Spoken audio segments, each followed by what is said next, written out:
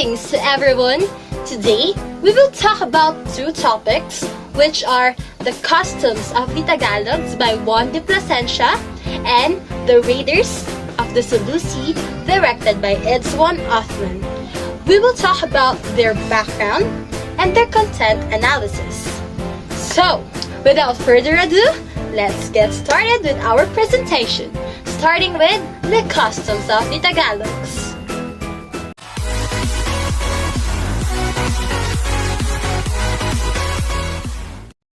Greetings to everyone. My name is Sonia Lee, your host for today. So, we have a guest here that everybody knows. Let us all welcome Mr. Juan de Plasencia. Let's all give him a round of applause. So hello, Mr. Juan de Plasencia. Can you tell us about yourself? Hello everyone, I am Juan de Plasencia. I was born in the early 16th century to the distinguished family of Portocarrero and Plasencia, Extremadura, Spain, as one of the 7 children of my father, Pedro Portocarrero, a captain of a Spanish schooner.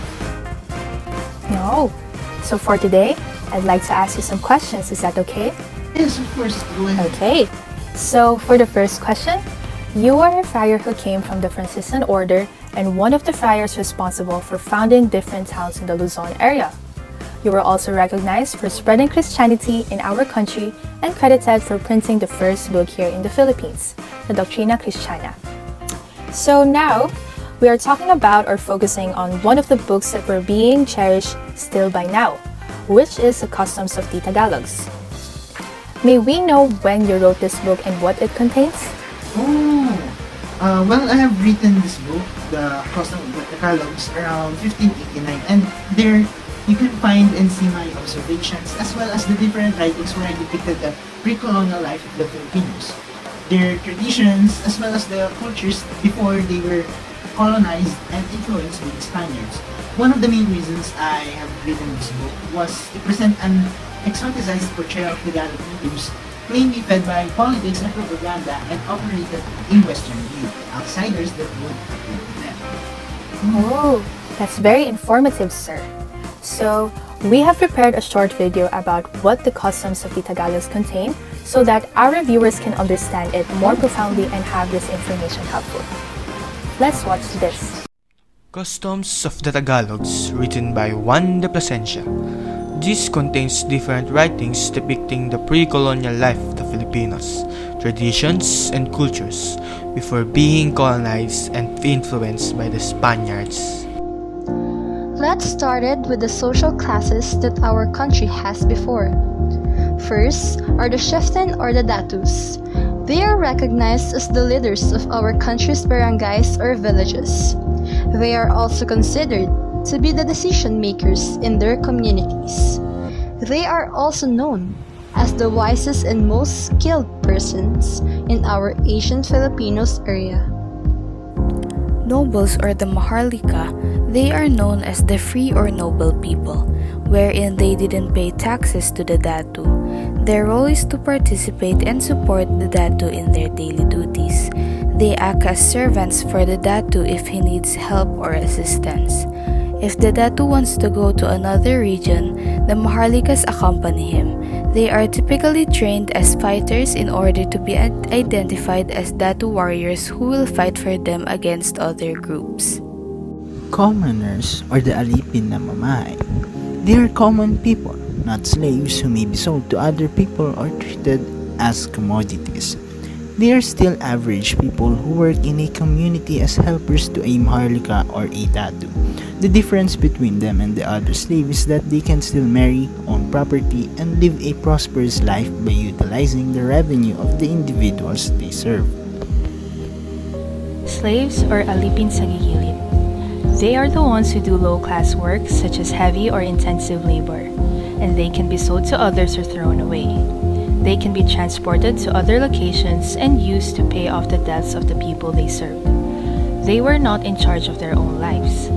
If it is shown that you committed serious delinquency in your community, are unable to pay your obligations, or are one of the hostages in the barangay who are hostile to another community, you may be designated as an alipin sa gigilid. The houses of the Tagalogs are made of wood, bamboo, and nipa palm. Mode of dressing. For men, they wear a headgear called putong, which symbolizes the number of persons the wearer had killed. For their upper suit, they wear a jacket with short sleeves called kanggan, while for their lower suit, they wear a bahag, which is made from bark cloth or from hand-woven textiles. For women, they wear an ensemble that traditionally consists of 4 parts: the blouse, which is called a baro or camisa, a long skirt called saya or falda, a kerchief worn over the shoulders called panuelo, fichu or alampay, and a short rectangular cloth worn over the skirt called the tapis or patadyong. The unit of their government is called barangay, which is ruled by a chieftain or the datu, and consists of 30 to 100 families together with their relatives and slaves. The way of administering justice is by the chieftain's executive function, which includes implementing laws, ensuring order, and giving protection to his subjects.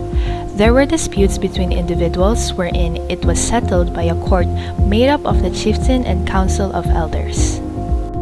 The religious belief is by worshipping many gods and goddesses, such as Bathala, the supreme being, Idyanil, the god of agriculture, Siddharapa, the god of death, and many more others. They also believe in sacred animals and trees. They are also superstitious and believes in extraordinary, such as aswang, duende, kapre, tikbalang, and tiyanak. They also believes in magical power of amulet and charms, such as anting-anting, kulam, and gayuma, or love potion. Here are some images or illustrations of their economic life.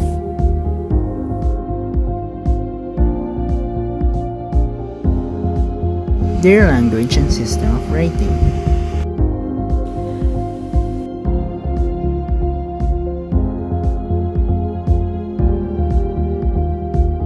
Their major languages are Tagalog, Ilocano, Pangasinan, Pampangan, Sugbuhanon, Hiligaynon, Maguindanao, and Sarmarnon. These languages originated from the Malayo-Polynesian language. Thank you for providing us with further information. So, what do you think of the short video, Mr. Plasencia? Especially since it includes a thorough discussion of your book. Well, I really appreciated it a lot, and thank you for making it. It's actually very nice. You're welcome, sir. And for the last question, I wanted to ask you, what happens when a maharlika and a slave get married? Oh, that is actually a very nice question. Let me think about it for a second. It's actually a very nice question. One of the most effective factors when a maharlika and a slave gets married is the social class of their children, which will depend on the parents' social class and the child's order of birth. So for the first, third, fifth, and so on, they will get their social class from their father, and those born the second or the even numbers would get their social class from their mothers. So for example, a male maharlika marries a female slave. Those of the firstborn, third, fifth would get their social class as maharlika as their father was a maharlika. So for those born in the second, fourth, and so on would become slaves as their mother is a slave. So this also applies when a male slave marries a female maharlika. As I have said, those of the first, third, and fifth, and so on would get their social class from their father. So as their father is a slave, they are also slaves. And those of the second, fourth, and so on would become maharlikas. I hope you got that, since it was a little bit complicated. Oh, that's a little complicated. Thank you for sharing that, Mr. Plasencia. So, let us all give Mr. Plasencia a big round of applause. Thank you very much, Mr. Plasencia, for your time. So, that concludes our interview for today.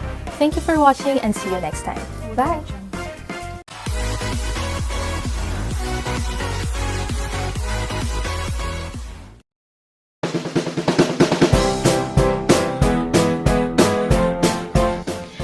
Hello there again! So, before we go on to our next topic, let's have a recap to the previous one by taking this quiz.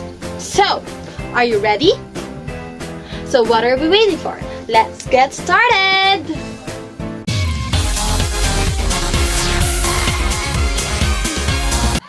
For the first question, was there intermarriage among the cases? Yes or no?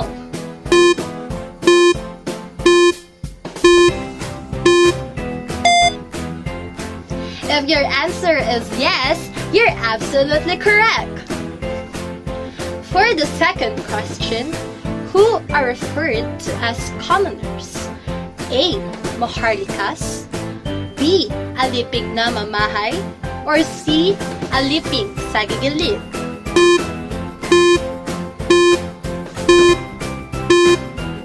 If your answer is letter B, you're absolutely correct. For the third question, what aspects of Philippine society were included in the narrative? 3 among the choices are correct. Which one is not? A. Burial, B. Marriage, C. Inheritance, or D. Divorce?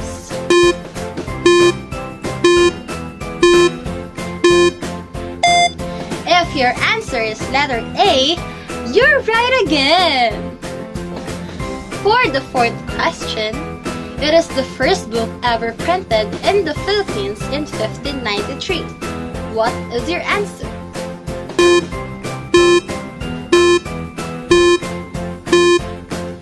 If your answer is Doctrina Christiana, you're right again!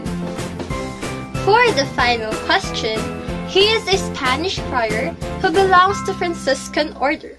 What is your answer?